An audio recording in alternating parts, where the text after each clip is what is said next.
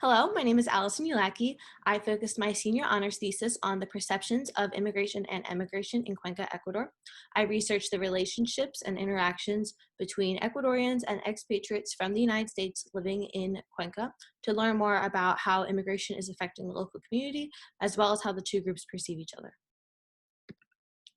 First, Cuenca is a very interesting city due to the number of immigrants leaving the city, as well as the number of immigrants entering the city. Cuenca has been named the top retirement destination by International Living magazine, so many expatriates find Cuenca appealing because they're able to live there for a lower cost of living more affordably than they would in the United States. In 2010, at least 3,000 expatriates were living in Cuenca, either retiring or working, and this number has since increasing due to the growing appeal of Cuenca. The province of Azuay, where Cuenca is located, is also one of the top provinces in Ecuador for having Ecuadorians immigrating and leaving the country. In 2017, at least 470,300 Ecuadorians immigrated to the United States, and many left Ecuador due to having more economic opportunities in the United States. They were able to make more money and send money back home through remittances for their families, so they would have an additional income than what they would be making in Ecuador due to the economic turmoil that Ecuador has been facing since the 1990s, but even more recently with trouble with the International Monetary Fund. In 2017, over $1,227,000,000 were sent in remittances back home to Ecuador from immigrants in the United States. I conducted 20 interviews while I was in Cuenca while I was studying abroad. I had a difficult time managing both the responsibilities that I had while I was studying abroad and conducting my interviews for my research. I had class every day, Monday through Friday, for 4 hours. I had to spend time with my host family. We had a volunteer project. I had other activities alongside homework, and every weekend we would spend time in a different city outside of Cuenca. So managing all of these responsibilities with conducting 20 interviews while I was studying abroad was a difficult task for me to have. I had 20 participants, 10 were Ecuadorian, whose interviews were conducted in Spanish, and 10 who were expatriates from the United States. I utilized a snowball sampling method. So I had two main contacts, the CDE and Cuenca High Life. CDE, or the Center for Inter-American Studies, was the program that we studied abroad through. So our program coordinator got me in contact with some of the other coordinators at the CDE who were Ecuadorian, English teachers from the United States who worked at the CDE, whose families that were through the CDE who were Ecuadorian, and some of her friends that she had in the city. My other resource was Cuenca High Life. I met with one of the writers for Cuenca High Life. Cuenca High Life is a website utilized by many expatriates for living in Cuenca and other resources that they can have in the city. So this writer got me in contact with some of his friends who are either writers for Cuenca High Life or just other expatriates living in Cuenca. I asked 8 questions in total, 4 for the Ecuadorians and 4 for the expatriates, to attempt to learn more about how they perceive their own immigration as well as the immigration of the opposite group. So I was attempting to learn how the Ecuadorians perceive their own immigration to the United States and if there were any effects on the local community, as well as the expatriate immigration to Cuenca. So similar to the Ecuadorians, I was asking the expatriates these questions to see if they believe that they had any effect on the local community in Cuenca and if they saw any effects to Latin American immigration in the United States. The first hypothesis that I predicted for my study was that the increase in expatriates from the United States to Ecuador likely has led the Ecuadorians to have negative perceptions of the expatriates because of the changes they have made on the local community in Cuenca, Ecuador. First, I asked the Ecuadorians about the frequency of interactions they had with the expatriates. 4 Ecuadorians stated that they almost never interacted with expatriates. One said that she had never even heard the word expatriate before my study, meaning that she has never interacted with any of the expatriates living in the city. 2 Ecuadorians said that 90% of their interactions are with expatriates. However, all of the Ecuadorians said that they are simply surface level interactions. None of them had any close relationships with the expatriates, and they did not know any expatriates personally. They only interact with them in the marketplace or in the workplace. I also asked the Ecuadorians about their perceived effects of the expatriate immigration in Cuenca. There was both positive and negative effects stated. Positive effects included the influence of other cultures. They liked having more diversity in the city and also the ability to learn English due to the expatriates living there. They also said that the expatriates contribute positively to the local economy to some extent because they are bringing in their wealth to be able to be circulated in the local economy. However, also due to their wealth, a negative effect is the increase in prices happening in Cuenca. The increases in prices are mainly in rent of apartments as well as some local commodities. The expatriates are able to afford more expensive prices that the Ecuadorians cannot afford, so this is negatively affecting the local culture. One Ecuadorian said, consideró que el hecho de retirarse en un país diferente al suyo es algo ofensivo y un tanto injusto, which translates to, I consider retiring in a country different than your own as something offensive and unjust. So this Ecuadorian, alongside some of the other Ecuadorians that I interviewed, viewed expatriate immigration as negative and almost offensive to their local culture, which could possibly be explained through some expatriates not being willing to adopt some of the local customs, learn Spanish, or immerse themselves into the local culture. My second predicted hypothesis was that the expatriates from the United States would perceive local Ecuadorians positively in their predicted brief interactions with each other, but likely will not have strong personal relationships with the Ecuadorians.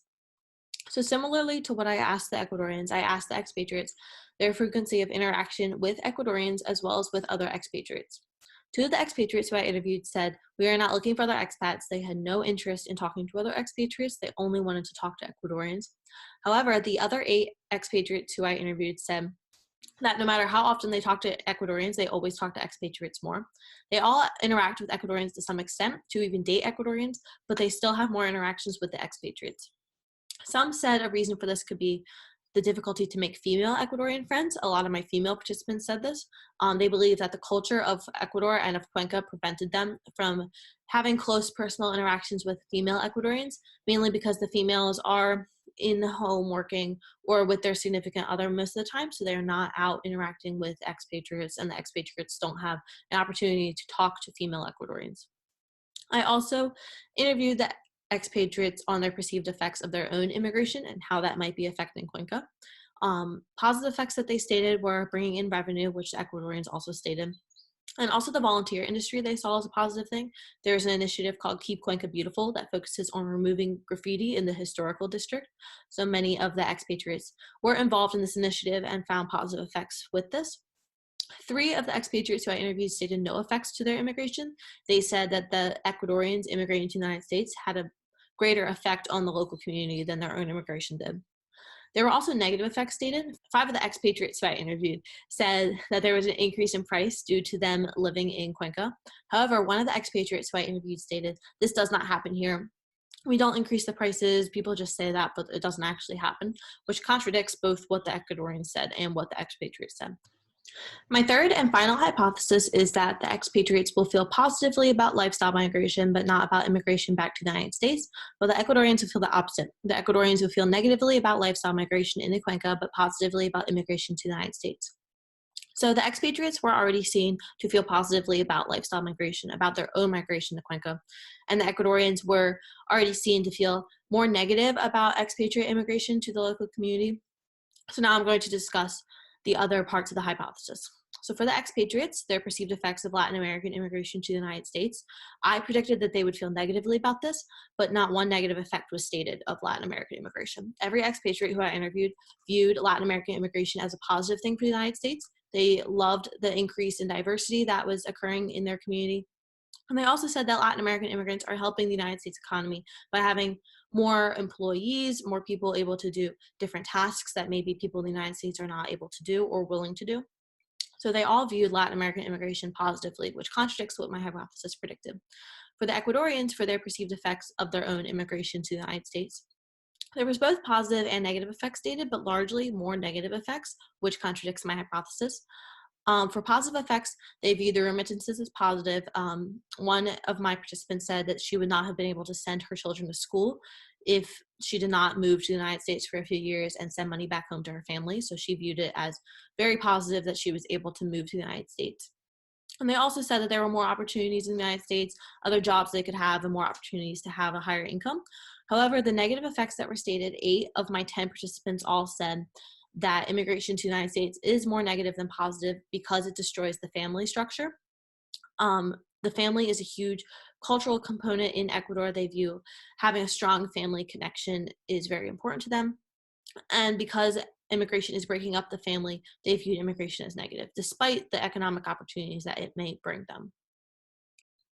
I had 2 other interesting findings in my study. The first, I asked the expatriates if they saw any difference between the words expatriate, immigrant, and migrant, or if they found that they identified with one of the words over the other, although they do have very similar meanings.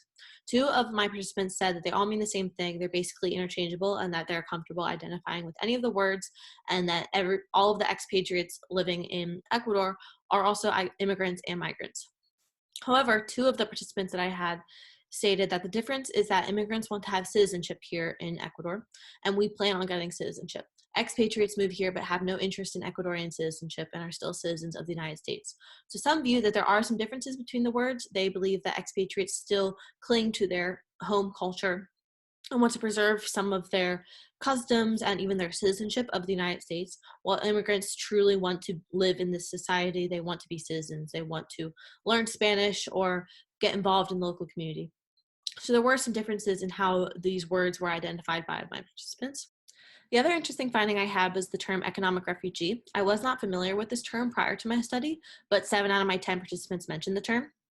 Basically, an economic refugee is somebody who in the United States is not able to afford retirement. They worry day to day about being able to afford life. So they move to a place such as Cuenca to be able to have a lower cost of living. And because they're typically wealthier than the local population, they're able to live and retire more comfortably than they would in the United States. 7 mentioned the term, as I said, but not all identified with the term. For example, one of the expatriates who I interviewed who did identify himself as an economic refugee compared his bills to living in California to also living in Cuenca. So I was truly able to understand how being an economic refugee was beneficial for him. So for example, his property tax in California was $5,000, while in Cuenca it was 57 cents. His water bill in Cuenca was $3.50 a month, regardless of how much water he used. And he was also able to have a more affordable healthcare while living in Cuenca than he would in the United States to be able to afford operations or doctor visits that he needed. So being an economic refugee is beneficial for some, but one of the expatriates who I interviewed said that she viewed being an economic refugee as disgusting, as they are so much wealthier than the local population, and they are almost destroying the local culture by making things more expensive for the natives who live there. So there were some positive and negative things to being an economic refugee, whether you are one or seeing the effects of being one and having them in Cuenca.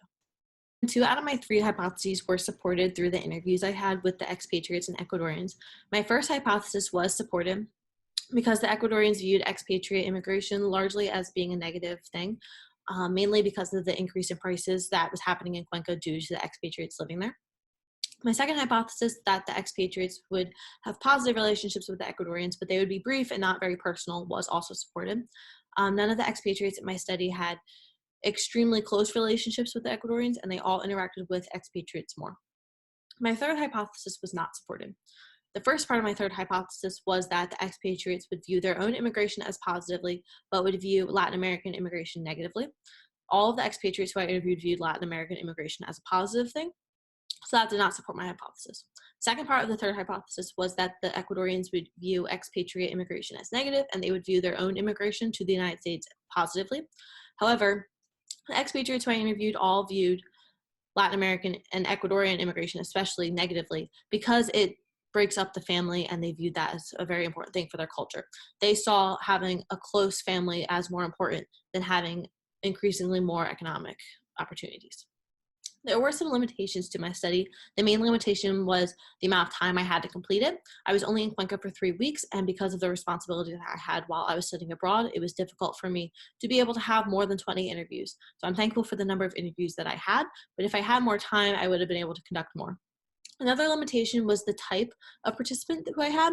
A lot of my participants, especially the Ecuadorian ones, were through the CDE. So if I had other participants that were not related to the CDE, and if they were of a different social class, if they had a different relationship with expatriates, I likely would have had different results. For the future with this research, if there were a large number of participants, different trends likely would have been able to be seen. So if more time was able to be spent in Cuenca, you'd be able to also explore different themes, such as social class, race, and gender. These topics were touched on a little bit in my study, but they could be able to be further explored if more time was spent in Cuenca and more participants were able to be had. So in conclusion, both the expatriates and Ecuadorians had positive and negative perceptions of each other, but largely could be explored in the future if this topic was extended further. So thank you.